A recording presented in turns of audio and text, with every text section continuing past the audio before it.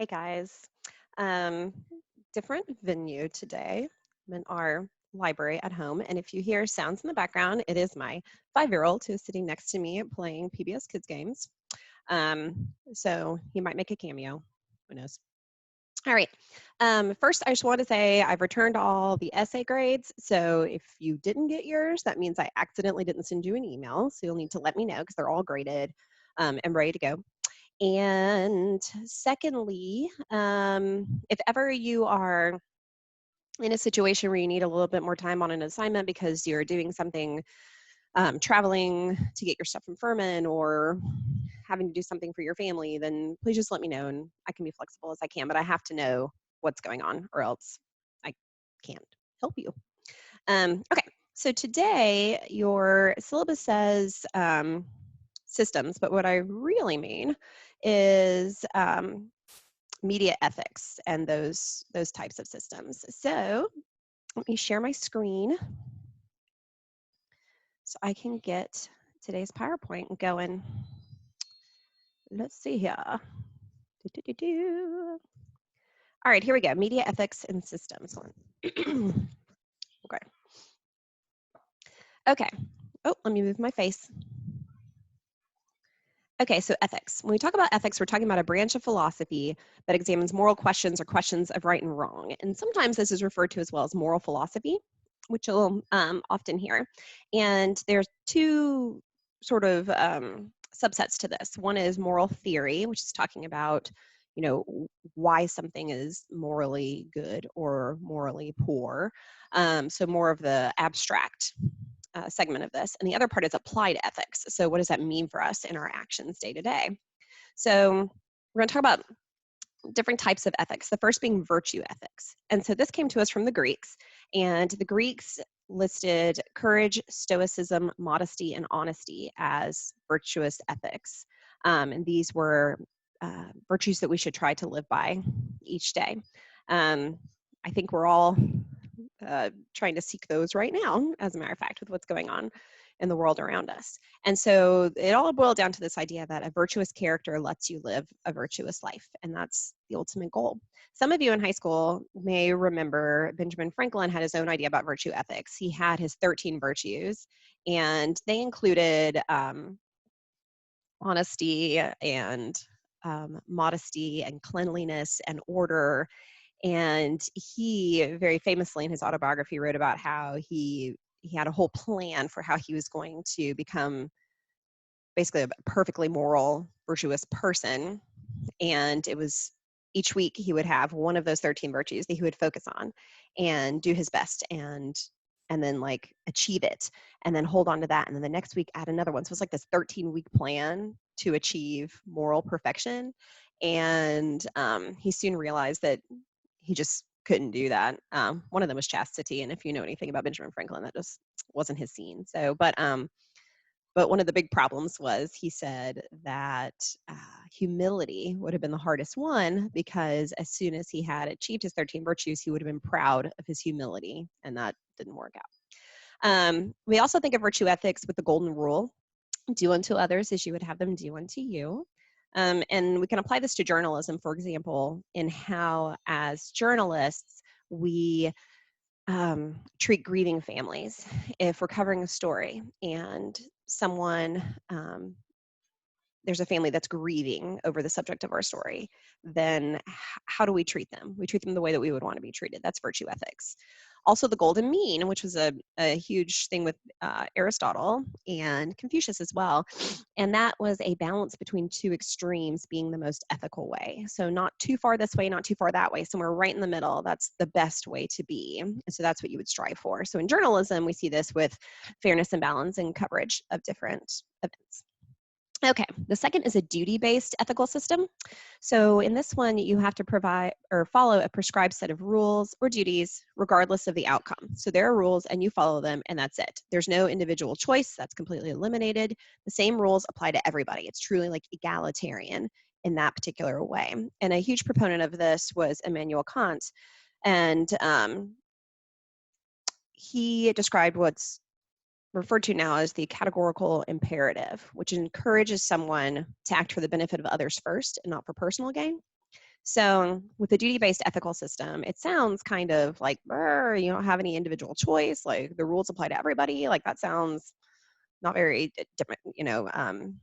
democratic in some ways, but he interpreted this as you put the good of others before yourself. So that might be a little more palatable to some of you, or some of you might really like the idea of all the rules apply to everybody and that's just how it goes. In journalism, this means everything from making sure that you cover every news story equally. Like the best example is probably, when you publish the names of wrongdoers, like if you're publishing a list of the most recent DUI arrests, you don't leave anyone's name off, even if it's the mayor or the town preacher or your mama. All their names are there because that's the same rules apply to everybody. There's no room for decision making there. Jürgen Habermas is another thinker associated with the duty-based ethical system, and his idea was discourse ethics. So communication without bias or coercion ensures everyone's heard and considered, and assumes justice and equality are most important for a good society.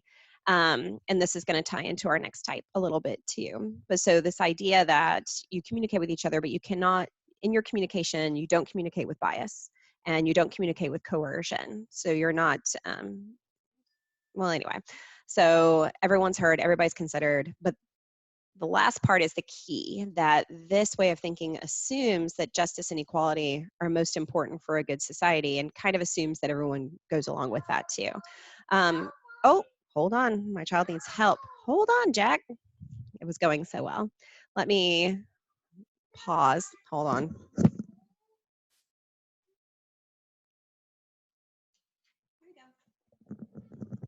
Crisis averted. Okay, so an example of this in play was, or is linked to a British publication called News of the World. And in 2011, well, they were owned by Rupert Murdoch, if you've heard that name before. And there was a scandal because the journalists had hacked the phones of celebrities and other people they were reporting on. And that's not, in fact, ethical. And so the advertisers started pulling all their ads from News of the World, and eventually that led to their downfall. And but as part of that too, they realized that, one second, Jack, that the journalists had bribed the police to, just a second, Jack. And so that bribery was part of the coercion that we can't have. Hold on, we pause. Stop sharing my screen. Pause. Okay. Teaching my child how to use a mouse on a device where there's only one pad and there's not a right click and a left click. These are the important things you do as parents. Sorry about that, guys. Okay. Consequences of a duty-based ethical system. Utilitarianism, which assumes that the most ethical action is that which does the greatest good for the greatest number. So, for example, media coverage of sensitive or painful events. If we need to cover a sensitive subject and it's going to hurt the family of the person, then we do that because it's for the greater good, because everybody else needs to know. Investigative reports on the government, the same. If we need to report on government corruption, we're going to do it, even though it's going to ruin the lives of and careers of a certain sect of people. It's for the greatest good. Now, this can be problematic in some ways when you have to report, or you want to report on a topic and the family is going to be terribly hurt, perhaps ostracized from their community because of something that their loved one did. Utilitarianism says still the most ethical action is that which does the greater good. So you report it for the family.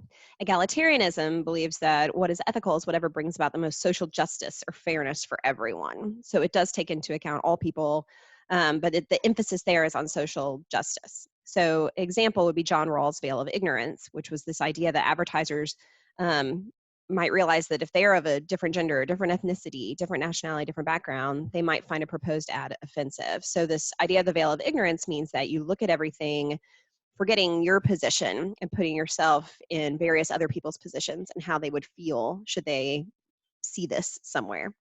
An example of this would be Subway, the sandwich company, had an advertisement they ran, I can't remember how long ago it was, and in the advertisement they took children into a grocery store. I remember this one. And the parents were watching, like, through a secret camera, and they gave the children money and let them shop for whatever they wanted. And the children all bought a bunch of junk, obviously, like cookies and, oh my gosh, Lunchables, all those good things. And the parents were all horrified. And then, of course, it's for Subway because they have healthy sandwiches. But so this idea of the parents putting themselves in the kids' position and and what happened in putting the kids in the parents' position. All right, so dialogical ethics are ethics that are assessed based on each participant's attitudes and behaviors in a communication exchange and open and honest dialogue. So those are dialogical ethics. So basically this means you sit, you talk with people, you listen to them, you're open to hearing, you're honest about your views and why you have them. And so that's called dialogical ethics. And that's the sort of the idea of dialogue that, many believe we've lost in this current age. And then the ethics of care, which is part of dialogical ethics, speaks to issues in modern society and communication, and it emphasizes improving relationships and caring for yourself and caring for others in the context of a relationship. So it's very relational. And so an example of this would be the feminist movement. And so the feminist movement was, and still is, working against a lot of societal constructs that are standing in the way of equality for women, but also for various groups that are underrepresented. And so that's the ethics of care, is the idea of improving the relationship between women and the rest of society or other underrepresented groups. I'll help you in just a minute, buddy. Moral relativism. So this is the idea that none of the ethical systems can be said to be any better than the other, and traditional ethical principles have been historically used primarily to secure the stature of established social groups. So basically, there is no ethical system that is best. All ethical systems are equal, either in goodness or fault. And the only reason we've had these principles is to try to keep people who are in power. And so it's relative, right? My moral system or ethical system can be very different from yours, and that's how it goes. The weakness of this is that there's no agreed upon set of expectations or rules or principles for discussing ethical issues.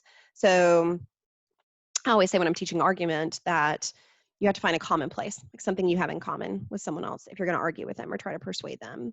And the issue with moral relativism is if my set of morals or ethics is completely different from yours, then how are we supposed to discuss ethical issues? Good job, Jack. He did it. And so that's where the crux of that. You will when you click. So the role of communication in media ethics. Okay, the culture industry, the power of the media companies to affect culture. Just like a company produces products, the media can produce culture. And we saw this at the very beginning of the semester. Look how I brought it all back around. You would think it was a plan when we read the article about the culture of Thin Bites Fiji. That's an example of the culture industry, how media companies are able to have that impact on cultures.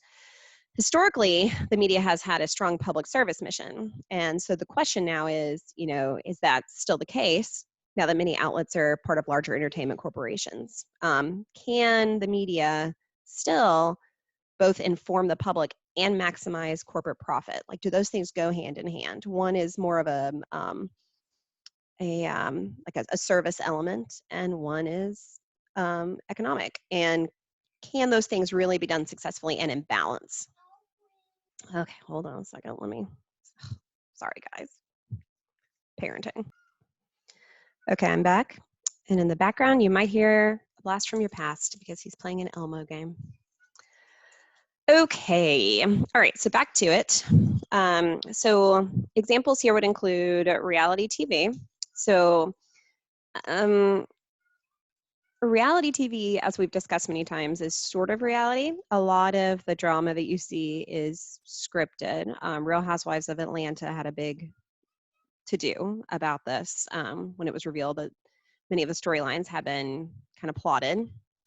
And so is that ethical to have reality TV not really be reality and call it that? That's one question. Another example is from the Today Show, and I'm going to show this to you. Let's see. Oops, not yet. Okay. You won't be able to hear it probably, and that's okay. It's a visual. So this is a story on a flood that had occurred.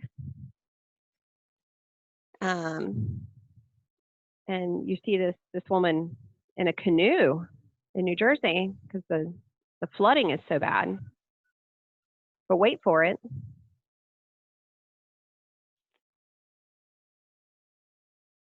Because evidently it's not very deep. So that's a famous example of a media moment gone wrong where, they were deceiving the public a little bit there. The canoe being paddled suggests that the water is much deeper than it is. And then here come a couple random guys across the screen and clearly the water is ankle deep. So, good for ratings and good for views, but until you realize the water's not deep. So once again, ethical or too deceptive? That's the question. Okay, so ethics in journalism. All right. So when we talk about ethics in journalism, these are some issues that have to be addressed when making journalistic decisions. And so I want to go through some of these. Overall, of course, fairness and balance is the big one. But there are a lot of things to really think about. So accuracy, right? How accurate is your reporting? How accurate are your details? Have you checked that out? Have you gotten them backed up? Privacy, that's really important. We have laws against certain types of surveillance, but now with the internet, what happens to that? And where do our internet posts lie in on the, here you go, buddy. I'll get you some in a minute. Let me finish this up. How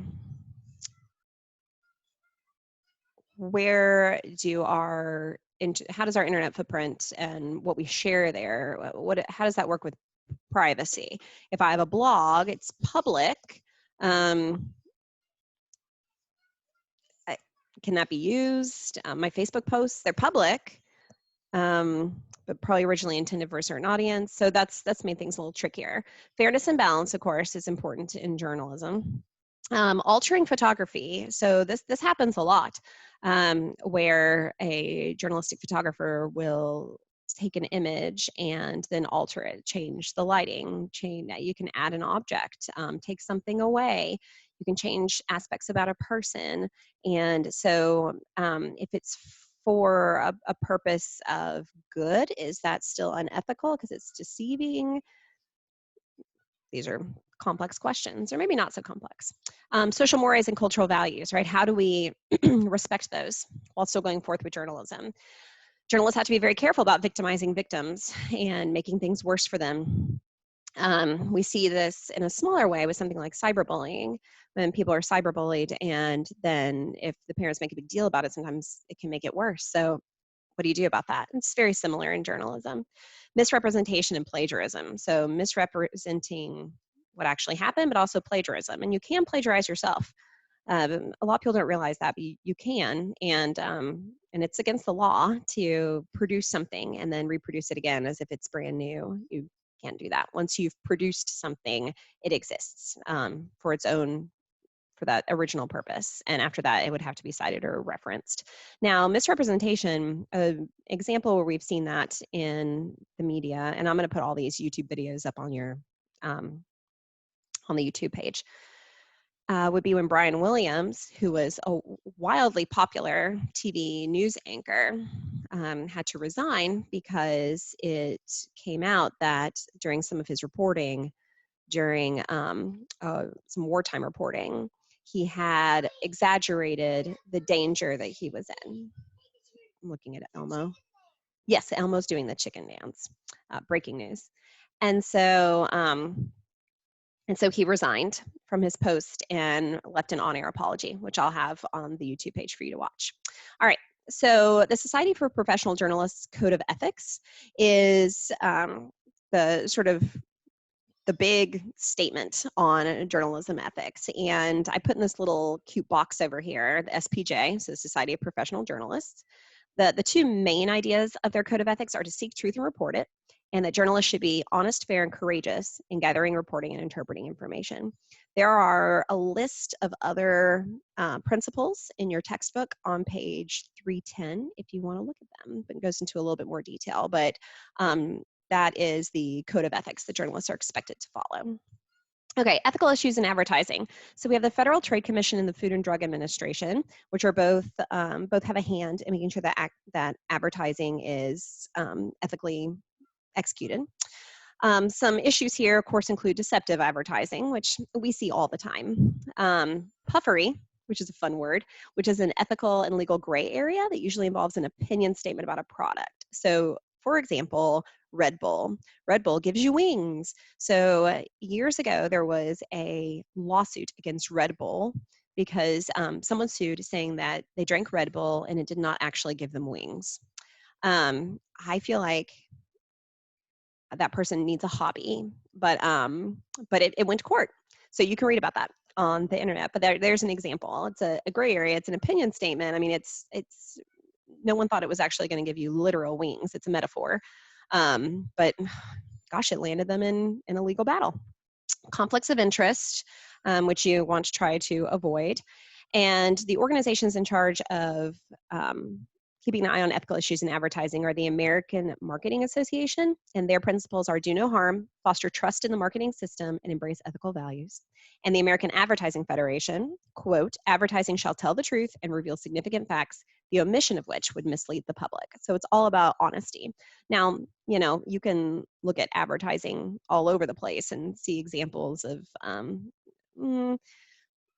don't know if misleading is the word, but coercive advertising or presenting images of what you're going to look like after you start eating these particular protein bars. So there's a lot of gray area in this. Okay, ethics and public relations. All right, so there are some issues in public relations. One of them would be something like an astroturfing campaign. An astroturfing campaign is when you, as a PR firm, begin a fake, oh gosh, what's the word? Grassroots campaign. So campaigns will often, through public relations firms, hire actors to start faux grassroots campaigns or to plant in certain situations. Certainly, campaigns will often pay people to be plants in the audiences to ask particular questions that they want to be able to answer. But so astroturfing campaigns can be an issue with public relations because that's deceptive. Requests for confidentiality are also an issue. If you are representing someone who has, let's say you're representing a corporation and they're going to sell a drug, and you know that they know that there's this really horrible side effect that they're going to try to downplay. What do you do about that? There's famously as well, there was an incident where during the Gulf War, where a young Kuwaiti woman, a girl, she was 15, was brought to testify in front of, or on Capitol Hill, and she gave this heart-wrenching recounting of her life in this war zone. Let me show you a little bit of a visual, and I'll put it on the YouTube channel so you can watch more of it. But here's a little bit just so you can see her. So